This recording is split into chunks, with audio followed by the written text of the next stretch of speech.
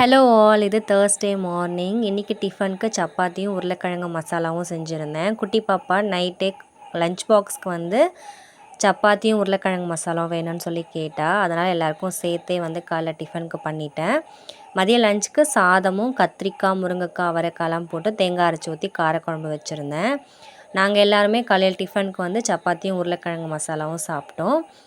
குட்டி பாப்பாவுக்கு மட்டும் லஞ்ச் பாக்ஸ்க்கு வந்து சப்பாத்தி வந்து பேக் பண்ணி கொடுத்து விட்டேன். குட்டி குட்டி பீஸாக கட் பண்ணி சேர்த்துட்டு உருளைக்கிழங்கு மசாலா வச்சு பேக் பண்ணிட்டேன்.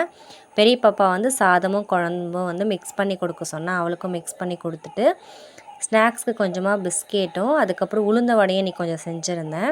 ஸோ அதுவும் வச்சு பேக் பண்ணி கொடுத்தாச்சு.